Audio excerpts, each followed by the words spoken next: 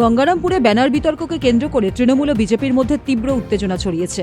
আদর্শ আচরণবিধি চলাকালীন ইন্দ্রনারায়ণপুর কলোনি রেলগেট এলাকায় একটি সরকারি গাছে বিজেপি প্রার্থী সত্যেন্দ্রনাথ রায়ের ব্যানার লাগানোকে কেন্দ্র করে বিতর্কের সূত্রপাত।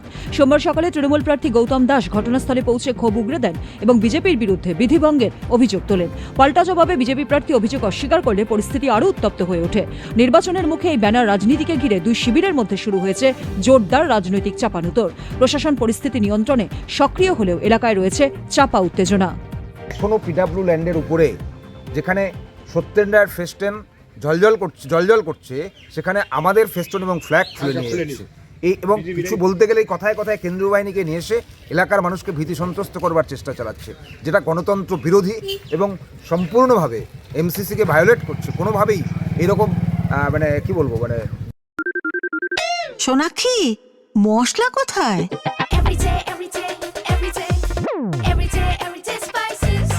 এভরিডে মশলা, দেশের স্বাদ। নমস্কার, আমি অনন্ত দেব অধিকারী, জলপাইগুড়ি সদর বিধানসভা কেন্দ্রের ভারতীয় জনতা পার্টির মনোনীত প্রার্থী। আমাকে আপনারা দুহাত তুলে আশীর্বাদ করুন, আমার উপর ভরসা রাখুন। আমি কথা দিচ্ছি জলপাইগুড়ির সার্বিক উন্নয়নে কখনো কম্প্রোমাইজ করব না এবং আপনাদের পাশে সদা সর্বদা পাশে থাকবো।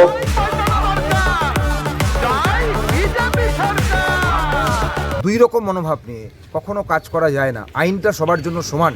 নির্বাচন কমিশন কয়েকদিনের জন্য যে আচরণ করে পরিবেশটাকে উত্তপ্ত করছে, আখেরে আগামী দিনে এই পরিবেশটাকে নষ্ট করছে, সুস্থ পরিবেশকে অসুস্থ করবার চেষ্টা করছে।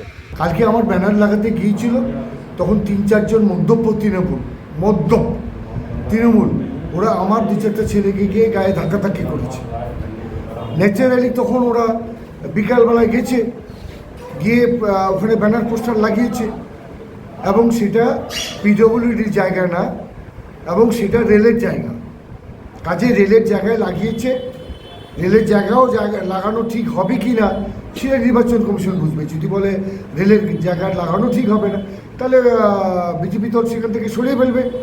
কিন্তু ওরা শাসক দল সবচেয়ে বেশি হুমকি, সন্ত্রাস, ধমকি দিয়ে বিভিন্ন জায়গায় ফ্ল্যাগ লাগাচ্ছে এবং অনেক জায়গায় ওদের যে অবজারভারগুলো আছে বিডিও অফিসে তৃণমূলের লোক, তারা সাথে করে নিয়ে সিআরপিএফকে এবং আইএসএফকে বিভ্রান্ত করে ওরা বিশেষ করে বিজেপি ফ্ল্যাগগুলো বিভিন্ন জায়গায় পোস্টারগুলো খুলে দিচ্ছে বলে আমার কাছে খবর আছে।